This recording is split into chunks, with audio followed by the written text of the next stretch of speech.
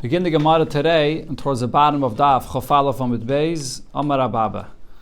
So this Gemara continues the halachas of verifying a shtar. And here it talks about what happened when a Bezdin was trying to verify a shtar and something went wrong. Amar Ababa, Amar Avun, Amar Rav. Shloisha sheyashvu l'kayim es shtar. A Bezdin of three sat down to verify a shtar. V'kara irer al echad mehen. Now one of these judges, there was a challenge on his validity to be even a judge. They said that there's something possible about him and he can't join them. So now, Atshele Chasmu, before these three judges signed this document, that the hempik it's called, that you signed to verify the shtar, Me'idan Olav, the other two judges could come and testify about the third one that he's kosher, he's fine, he's good, he can join us. But, and then he could sign along with them. Mi Shachasmu, however, once the other two judges already signed the shtar, so then ein me'idin olav. They can't come and testify for the third judge that he's kosher and he could join us, and v'chaisim, that he should be able to sign with them. And Rashi explains the reason is because once they sign, so then they're negei beidus. If they're testifying about the third judge, the reason they're testifying is because it would be disgraceful for them the fact that they allowed a person that's puzzled to join them in this bezdin. So they're only testifying for him to save face for themselves. So therefore, after the fact, it's too late. They can't testify for his benefit. Frag the Gemara, what kind of a challenge to the kashrus of this third dayan are we speaking about? Are we speaking about that the challenge over here was that there were two witnesses that came along and said that this judge is a gazlan, he's a thief. If so, what happened here? So there are two Eidim saying that he's a thief. And now the other two Dayanim are going to come and testify about the third Dayan. No, he's not a thief. He's kosher. If so, how would that help? Frek the Gemara, going back to something we learned already before. Treya Tereininu. So this is 2 versus 2. You have two saying that he's a Ganev or Gazlan, and two saying that he's not. Which two? And Rashi points out over here, how does the Gemara know that when it says Irur, that it means that there were two saying that he was a Gazlan? Because the term Irur is not less than 2. If it's less than 2, then we don't really even pay attention to that. The term Irur means that two are saying that he's a Gazlan. So if two Eidim are saying that he's a Gazlan, and now these two Dayanim are going to say that he's not a Gazlan, so that's 2 against 2. How does that make him a valid judge now? Is this Meshachasmu? Before. I mean, it said they could say Eidus for him before, and then it would be good. But how though? It's Trey. And if the case over here is that the Irir on this individual was not about his actions, that he's a Gazlan, but rather that there's a Pagam in his family, that they're saying that he's not necessarily a Jew, that there's an Eved that in his family that he comes from, and therefore he's not a kosher Yid, so he can't be a Dayan. If that's what the case over here is, so then Gilui Milsa Balmahu. So then, these two judges that want to testify for his kashrus, for his validity to be a judge, this is just revealing a fact. So Rashi explains what the Gemara means to say is, when you have a question about the lineage of someone, to know if he's kosher or not, the facts are going to come out eventually. So why are we saying that after they already signed, so then now they're negeya be'edus, they can't be trusted because they're trying to save face for themselves? This is not something where you're coming to establish a fact and you're relying purely on these witnesses. This is something that's eventually going to come out.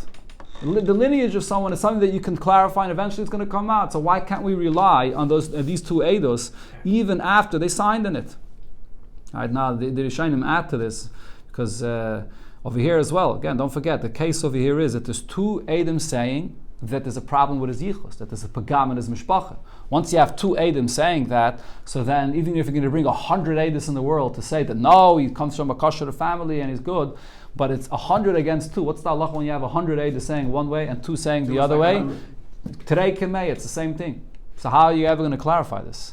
So the Rishonim add that the pshat is the first group of Eidos that came and said that he's pasul said that we know that there was some kind of a question about his family, that there was a eved that was mixed into the marriage of this family, and therefore we can't rely on his kashrus. But the first group of Eidos didn't say with certainty we know who his father is and we know who his mother is, and therefore he's not a kosher yid. They were just saying that there was something mixed into the family. On that, the Gemara says, if so, this could be clarified, and therefore even these two Eidos that come and say we investigated the matter and we clarified that he's kosher, why shouldn't we trust them even after they signed? Answers the Gemara, Lo'ila me melach, ire the gazla nusach. Really, the case over here is that the irur on the kashrus of this dayan is that it was being said about him that he's a gazlan, he's a thief. But now what happened? The second group of Eidos here, which is these two dayanim that want to kasher him, the ka'amri, they come and say, ka'amri hani, they say, yadinim be'david tshuva.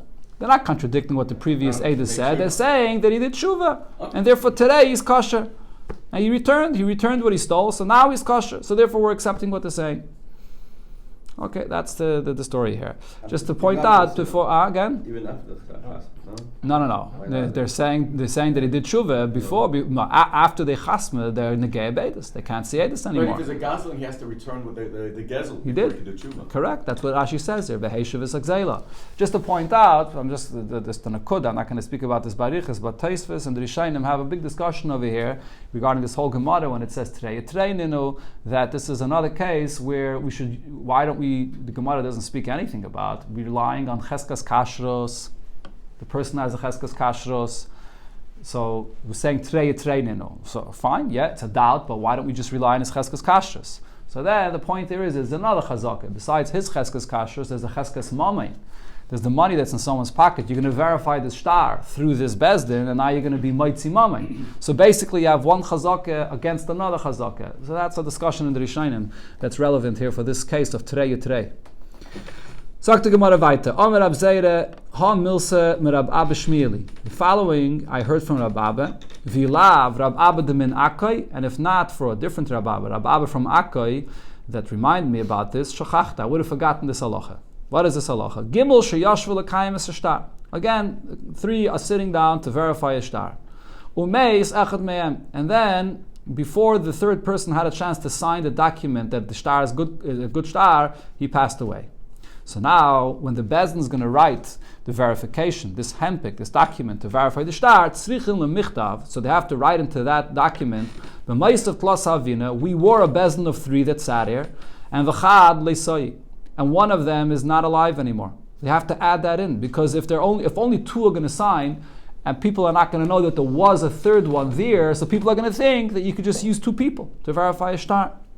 Rav Nachman bar Yitzchak said about this, Vi kasav be'ishtara dinon. If the language you write into this document is as follows: Shtara dinon, the following shtar, nafak lekadmana beidina, it came in front of us as a bezdin.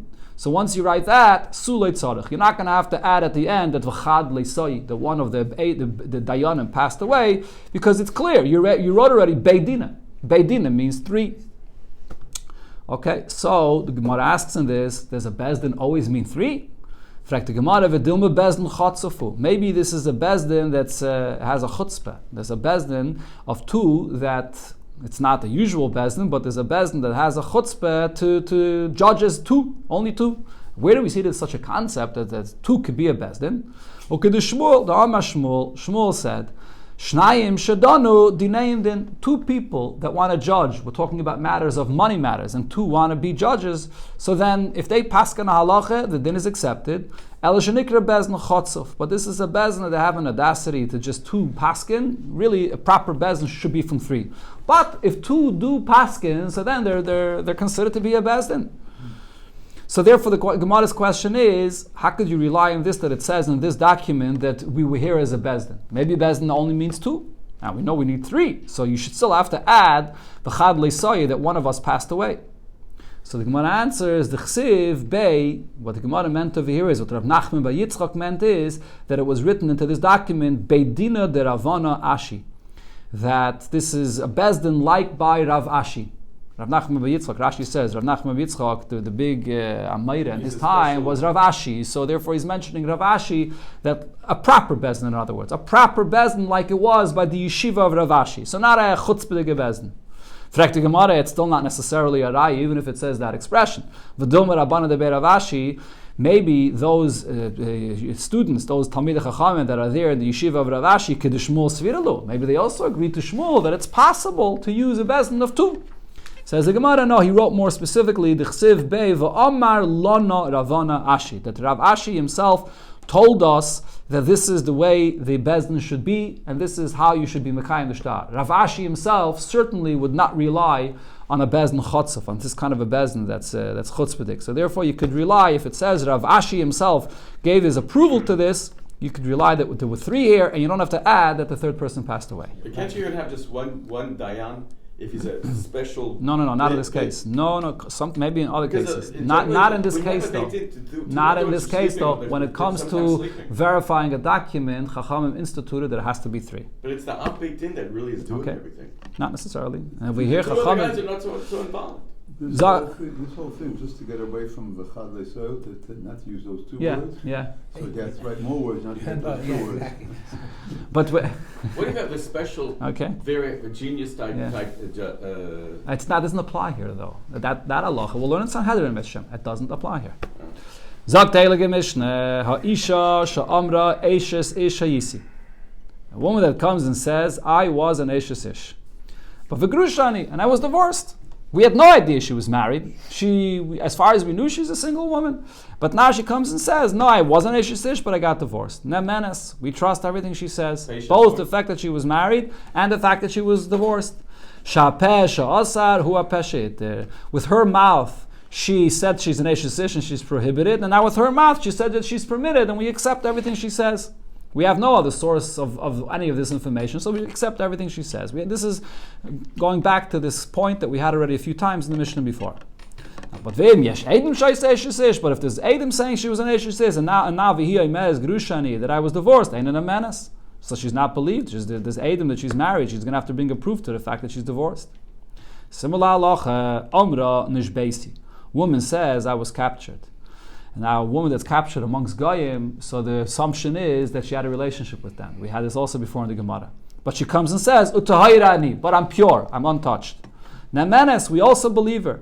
Again, Shapeshasa Pesheter, she's the one that told us about this whole story, so we believe her that she's permitted. But Vim Yesh Edim Shenishbis, if there are witnesses that tell us that she was captured, and now, but Vihim Meres Tahayrani. But she says, still I remain pure, ain't an Amenes. She's not going to be believed, she's going to have to bring a proof to this. Now, if after she went and got married, Bo Adam, then the Adam came and said, now the Gemara is going to explain what this is referring to. Adam came and said what? We had 2 cases here. One case regarding a situation of an Eshes Ish, and the other case regarding her being captured. But the point is, if Adam came after she already got married, remarried, so that after the fact, now she can stay with her second husband, she doesn't have to leave. We'll wait for the Gemara to clarify exactly what this last line of the Mishnah means. Talk to Gemara, Ravasi said, Minayin la peshasa wa pesheter minatayre. Where in the Torah do I see a source for this concept of peshasa pesheter? If she's speaking, we rely on everything she says. Shenemar, there's a pasuk that says, the father says about his daughter, as biti nasati leish hazeh. I married off my daughter to this man, leisha, as a wife. So what does this mean now? So you read the pasuk as follows: Leish, if the father just says, "As biti nasati leish," I married off my daughter to a man, without azeh. The word azeh in the pasuk is really extra. So if it would just say in the pasuk, "As biti nasati leish," what does that mean? Asra. Now she becomes forbidden to anybody in the world. We have no idea who it is that is her husband. So she's an eshes ish, so she can't live with anybody. Then he adds hazeh hitira when he says to this man. When he adds hazeh, now he's mat to her to get married to this man. So here we see the pasuk is saying that the father, he's the one that created the isser by saying that my daughter is an eshes ish. But then he add the word hazeh to say that she's permitted to this man and not to anybody else. So we see peshasa peshit that we rely on the father to give us all this information. Says the Gemara, there's a big discussion in Rishonim about this concept, by the way, regarding this peshasa peshit. So the shaila in the Rishonim is whether this works even, or does it work only teich kedei dibur or even acha kedei dibur? Do you have to add that point that you're being mater, what you just said is aser, only within right away teich kedei dibur, or even afterwards you can come later on and say, by the way, what I said before or yesterday is not true. I already got divorced, or I'm married to this person. That's a big discussion in the Rishonim. In this part, you're not saying it's not true. You're just adding. How's that? He's adding. Okay, that's another discussion. What you're bringing up is another point, which Taisva says over here, that l'chayre, in this case, you don't even really need the peshasa peshit. If you think about this case, it's a bit different than the case in the Mishnah. In the case in the Mishnah, a woman is saying, I'm married, and then she's saying, I got divorced. So she was married, but something changed. She got divorced. In this case, the father is not coming and saying that anything changed. All he's saying is, I married off my daughter. And he just didn't give us the information to whom. He's just coming and adding to whom. So he's not claiming that anything changed. So the Taisus asks, why do you even need the concept of Pesha Asa or Pesha Hitter in this case? Taisus' answer is that what we're speaking about over here is, when he said it's Biti Nesati Ish, and he doesn't tell us to who, that man that he actually married her off to is standing right in front of us. And nevertheless, he doesn't say it was to him. And then afterwards, he comes and says, Hazeh. So in such a case, he actually is sort of changing what he said before. Because if you actually married off your daughter to this man, and you're not telling us that it's him, so it looks like it's not him. If it would have been him, why didn't you say him? It looks like it's someone that's not present in the room here. So then when you add Hazeh, you're changing what you said before. And therefore we do need the concept of Pesha Asa or Pesha Hitter here. Okay, that's Taisus Pshat in this Gemara. But the Gemara asks in this, Lama Likra, why do we need a pasuk to prove this concept of Pesha Asa, Pesha Hitter? Svarihi. It's logical, without a pasuk. Who Asra, who Sharila? If he's the one that created this whole Isser, and he now is saying that she's permitted, so then why not rely on him? We have no other source to answer her. It's a svara. So the Gemara brings over here, Ella, you're right, it's taka svara. It's an interesting concept, by the way. You have this in a few times in the Gemara, that when there's something which is logical to this extent like this, the Gemara here brings the svara, so the svara has a validity minat Torah. It's as strong as a pasuk. A svara has the same power as something which is minat Torah, and therefore you don't even need a pasuk for this. Ella Rad, the Gemara says, Ki it's the kral lik the Rav Huna. That pasuk is bitin esati lishazen. As I mentioned, the word azeh is extra. You need it for the Rav Huna said. Omarav. The Omar Rav Huna Omarav, minayin la'av. How do you know regarding a father? Shenemon leser es bitoy minatayre. That a father is believed, a father could marry off his daughter. And we believe a father to say that I married off my daughter to this and this man, and therefore now she's also for everyone else. Shenem as bitin esati leish. The father is believed to say, I married off my daughter to a man, and therefore she's asr. Hazeh, now that extra word of hazeh, Lomali, what do we need this word hazeh? Look at the Tani Rabbi Yaina. This comes to teach us a different halacha that Rabbi Yaina said. So before I just read the Gemara inside, this pasuk, the context of this pasuk that the father is saying is bitin asat lish hazeh, this is in the parasha of Motzi Shemra. When a husband comes along and says, I married my wife, and she turns out not to be a psula, she had a relation with someone else, the sugyas that we learned earlier in the Gemara. And the father is here speaking and saying, is bitin isati lishazeh. Father is talking about that he married off his daughter to this man. But it's in the parsha of a Motzi Shemra. So on this, Rabbi Yaina said, the Tani Rabbi Yaina, is bitin asati lishazeh, that over here, the father says, I married off my daughter to this man, so the extra word hazeh teaches me, hazeh. It's only regarding this husband that the father married her off to that the halachas of Motzi Shemra applies. And that is if it turns out that the husband lied, so then there's a big knas upon him. If it turns out that he did not lie, so then she's chayiv misa. So it only applies to the husband that the father married her off to. But v'loy li yavam, but not to a yavam, which means if that husband died without children, and now there's a brother that has to do yibum, and now the brother comes and says that this girl, when she married my brother, so there was a problem that she was not a psula, she had a relation with someone else. For that, we don't apply all these halachas of Motzi Shemra if it's the brother that's saying that something happened to the brother that passed away. That's what the extra word is teaching me. Tana Rabbana, we learned in a braisa. Isha Shamra, Esha Sishani. A woman comes and says that I was an Esha Sish. I am an Eishesish, that is. But now, v'chazar v'amra, then she comes and changes this. Penuyani, then she says, no, I'm actually single. I never got married. So over here, she's not saying that something changed, that she now got divorced, but she's actually retracting what she said before. Nemenes, the Braisa says she's believed. So the Gemara immediately asks in this, why she believed? The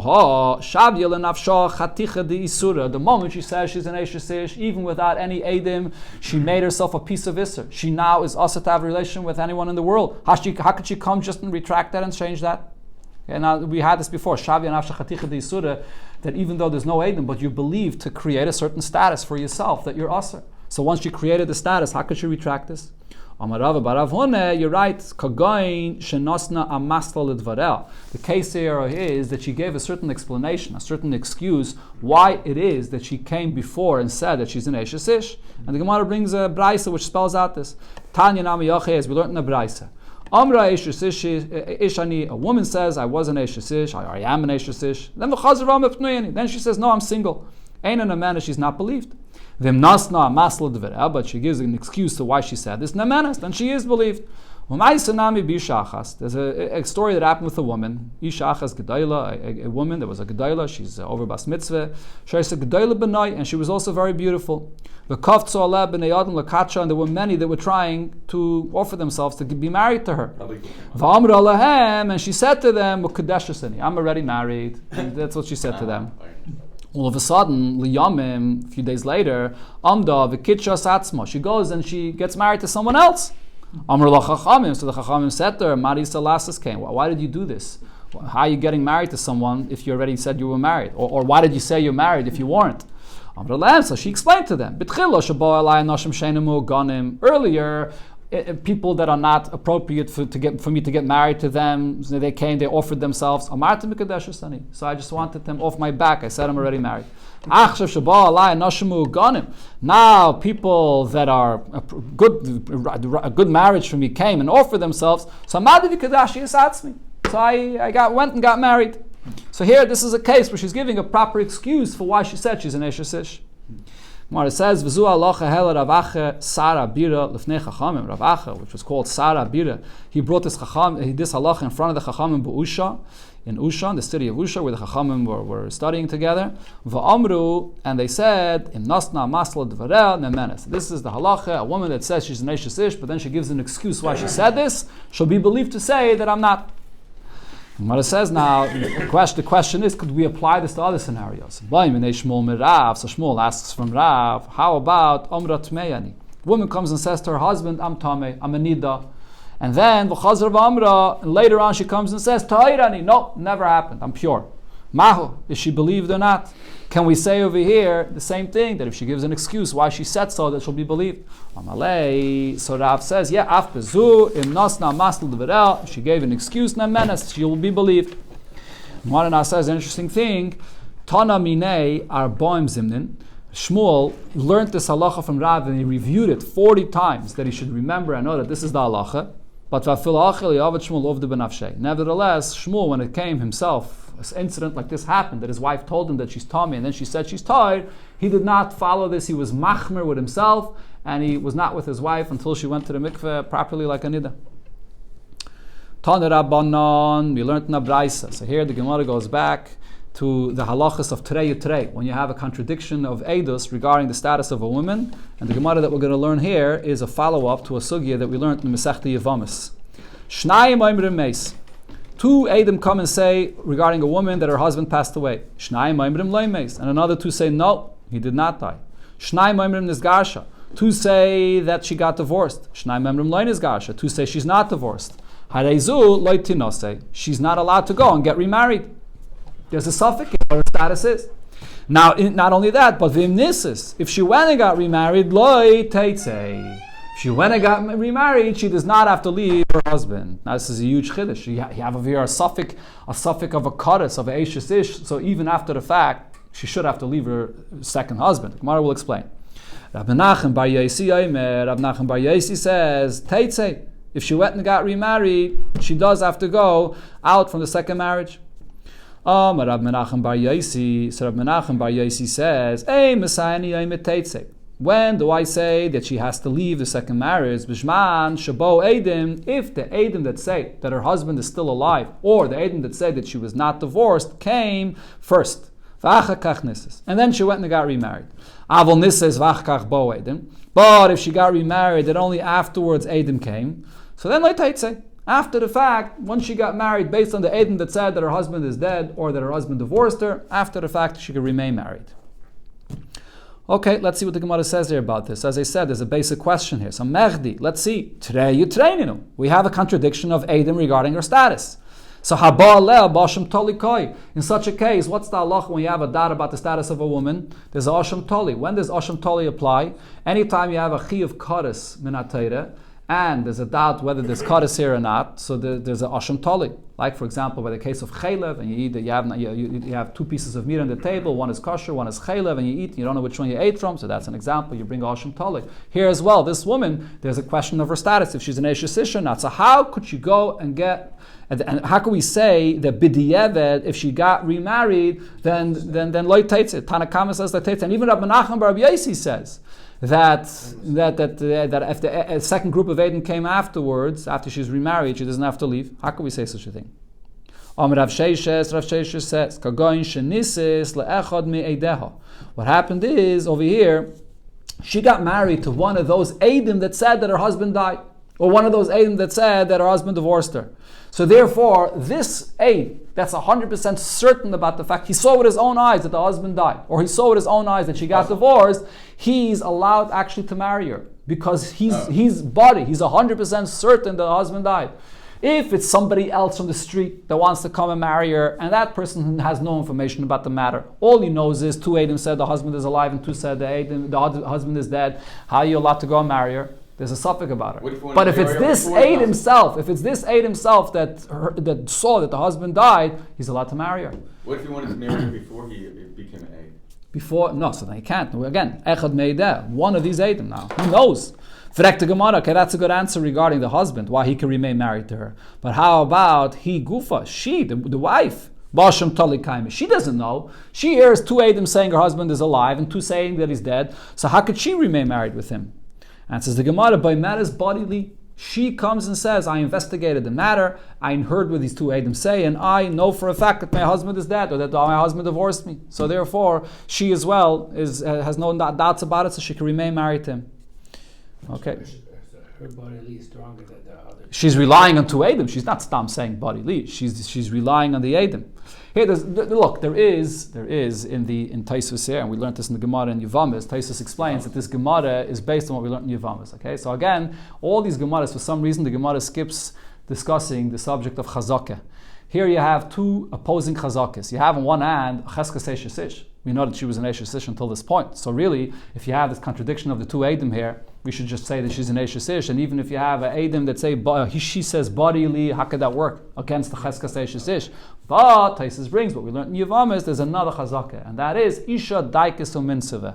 Because a woman knows that if she goes and gets remarried, and it turns out that she was still married to the previous husband, he was still alive, that then she's going to have such a strong penalty upon her. She's going to have to leave her second husband, her first husband. The Gemara there in Yevamis says that she's going to be stuck from all sides. So therefore, before she goes and gets remarried, she makes a very good investigation. And therefore, that's a chazakah that a woman does not get remarried until she knows 100% that she's free and clear. So we rely on that chazakah for her to be able to get remarried. That's what Taisus explains this Gemara is based on. Amar Rabbi Yochanan. Rabbi Yochanan now spoke about the same subject, but he said this halacha differently. Shnayim oimrim meis. There are two that come and say, two Eidim come and say that the husband died. Shnayim oimrim loy meis, and two say he did not die. Hareizu loy tinase. She cannot get remarried. Now, v'im nisis, but if she did get remarried, loy teitze. She doesn't have to leave her second husband. Shnayim oimrim nisgarsha. Two come and say that she got divorced, and Shnayim oimrim loy nisgarsha. And two say she's not divorced. Hareizu loy tinase. So because again there's a suffix here, she cannot get remarried. But v'im nisis teitze. If she got remarried in this case, she will have to leave her second husband. So the Gemara asks a question. So first of all, it's not clear, Rabbi Yochanan, if he's going like the first opinion in the previous Braise, or is he going like Rabbi Menachem Rabbi Yosi? It's not clear here. But the Gemara first asks the question, Ma'ishna Reisha or Ma'ishna Seifa? What is the difference between these two cases? You have two Eidim that are contradicting themselves regarding the status of this woman, if she's still an Eshes Ish or not. In the first case, the contradiction is whether the first husband died. In the second case, the contradiction is whether the first husband divorced her.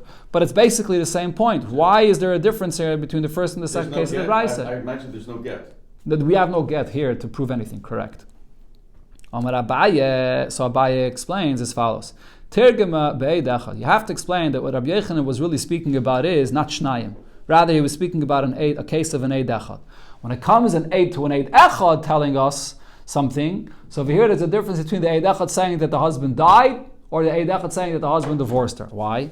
So now eid echad oimim meis, when there's an eid echad that says that the husband died, over here hemnu rabbanan kebeitrei. Here the rule is, and we learned this in the Gemara in Yevamis, that Chachamim accepted the words of an eid echad to be as strong as two. Again, the Gemara in Kesubos, in Yevamos, that is, explains why that is. Number one, it's based on the point that I said before, Isha Daikis a Mitzvah, that a woman is very careful who she gets remarried to. The Gemara, they said other Svaras as well. The Gemara said that, does anyone remember? The Gemara said over there, two Svaras, why an Eid Echad is believed. Akopana, when it comes to an Eid Echad saying that a husband died, so we believe this Eid. And therefore, one second, just a moment. She's saying about herself. She's asking herself. Would be, okay. She's done her investigation carefully. Correct, okay. So now this Eid Echad is believed like two.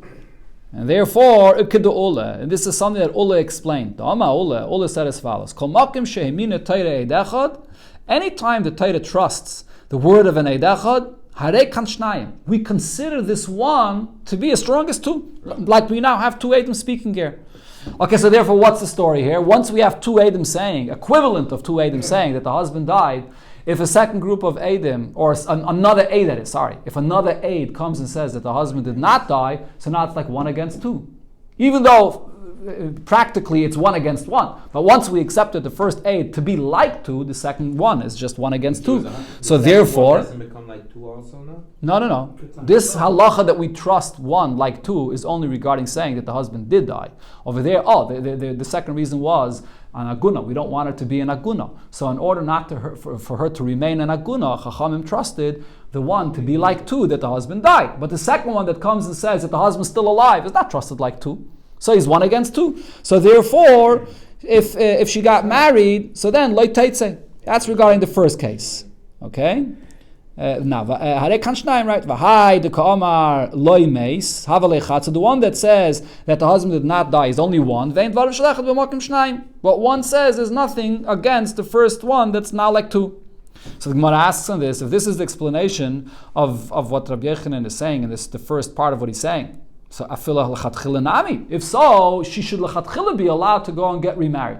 What does Rabbi Yechanan say? B'di'evet, after the fact, if she got remarried, she doesn't have to leave. Why only b'di'evet? Answers the Gemara mishum de Ravasi, because of what Ravasi said. It doesn't look right. The Amar Ravasi, hasam mimcha ikshus pev lezusos fasayim harchek mimcha. Act in a way that people should not say rumors about you that you're getting married, even though you are really an Eishes Ish. Over here, when you have one aid that comes and says that the husband did not die, it doesn't look good, so therefore lechatchila don't get remarried. So this is the explanation of the Reisha. Seifer, the second part of what Rabbi Yechanan said. So what are we speaking about? Eid achadoimer is garsha. One eid says that she was divorced. Eid achadoimer loin is garsha. And one eid says that she was not divorced. So over here, in this case, there is no takana that one is believed and is considered to be like 2. So therefore, Tarvai Beishishishka Masadi, both of them are saying Eidos regarding a woman that has a chazakah. So here the Gemara is alluding to the chazakah, that she has a status of an Eishes. And therefore, is the one that says that she's divorced is only 1. And therefore, we can't accept the words of 1 against 2. And that is because we have over here the status of her being an Eishes Ish. Because both of them are telling us that she was an Eishes Ish. Elamai, one of them is saying that she got divorced. So therefore, over here, she can't get remarried. And even if she got remarried, she's going to have to leave that marriage. This is the pshat of, who said over here, the pshat? Rabasi. Okay, now this would fit even with the first opinion in the Braisa that we had before. Rava says, No. This case over here is actually talking about, similar to the Braisa we quoted before, 2 against 2. Now, Rabbi Yechanan is not following the Tanakama. He's going along with what Rabbi Menachem and Rabbi Yossi said before, but only partially. He agrees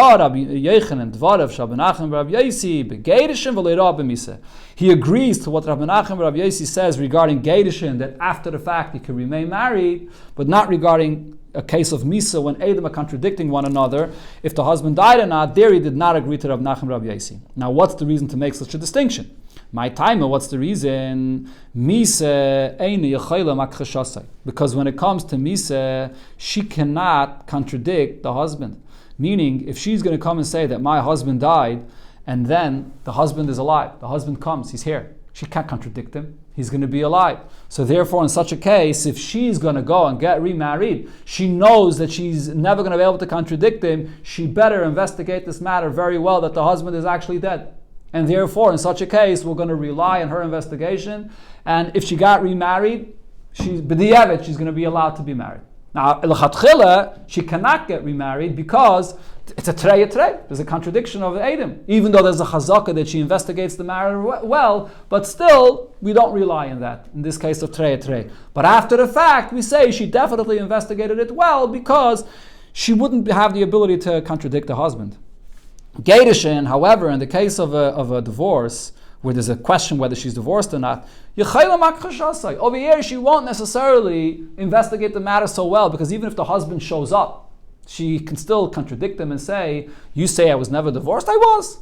So therefore she doesn't necessarily investigate the matter so well. She's not afraid that her husband may show up. Even then, she's going to just tell him, you're a liar. I was divorced from you. No. Over here we're speaking about that there's no get. There's no get. Frag the Gemara, how could you say this? Does she has such a chutzpah to speak against her husband and to say that I was divorced of you? But Rav Amnuna said, a woman that actually says to her husband in his face, that is, you divorced me, we believe her. Why? Even though she has no get. We know there's a chazake. A woman does not have the chutzpah to tell her husband in his face that you divorced me if you did not divorce her. So therefore over here, you're telling me that this woman will not make such a strong investigation that whether she won't be certain about the fact that her divorce was a good divorce, because if her husband later shows up, she'll be comfortable to contradict him, even if it's not true. But the Gemara here says not necessarily. We see that a woman is not comfortable to contradict him. So just like if the husband comes and he's alive, and she was saying that he's dead, and now we see she's alive, obviously she can't contradict him. So too regarding a get, if she comes and says that my husband divorced me, and it's not true, and the husband shows up, she's not going to be able to contradict the husband. As we see here, a woman doesn't have that audacity. Says the Gemara, it depends. When does she not have the chutzpah to contradict her husband if she has no Edom backing up what she's saying? The Kamasai that are supporting her what she's saying. The Kamasai law over here, when we have Edom that are supporting what she's saying, mizo, she will have the audacity to say against her husband and that I was divorced. And therefore we don't rely on her making a full proper investigation. So therefore, even if she got remarried, b'diyevet, she's going to have to leave. That's Rav's pshat to what Rabbi Yochanan was saying. One more pshat, the third pshat for this, Rav Asi, or others are good, Rav Ashi Omar, Kogoin, the Omri Eidim, the case over here, the distinction Rabbi Yochanan made between if there's a contradiction whether her husband died or a contradiction whether her husband divorced her. What we're speaking about over here is a unique case. The Omri Eidim, the Eidim are saying, Achshav Meis, your husband died right now, today, he died today. Or Achshav Girsha that is, your husband divorced you today. So therefore, there's a huge difference between a case of death or a case of divorce. Mise lekalevruda. When it comes to Edom that are arguing with each other whether the husband died today or not, this is not something that we are able to clarify or not, right? Let's say two Edom come and say, I was just with your husband and he drowned in the ocean. That's what happened. How are we going to clarify if this happened or not? So therefore, in such a case, we say, L'chatchila, she should not get remarried. But b'di'eved, we allow her to get remarried. And Rashi explains what we're speaking about over here is, like it said earlier in the Braisa, that she's getting married to one of those Eidim that are saying that the husband died. And he's certain he saw him dying. So therefore, she can get remarried to him. However, when it comes to a contradiction of Eidim that are arguing whether the husband divorced her or not, and they're arguing whether the husband divorced her today, over here we're not going to allow her to get married even to one of those Eidim that says that I saw that the husband divorced her. Why not? The Amrinan law, because we're going to say to her, Emisa, if this is true that you got divorced today, the Hachiyu, that this is true, Achsilan Gitach. Where's the get? You can't argue that you lost it. It just happened today. Where's your get? So therefore, in such a case, even if she went and got married to one of those Eidim, b'di'eved, she's going to have to leave that marriage. This is something we can't trust her with.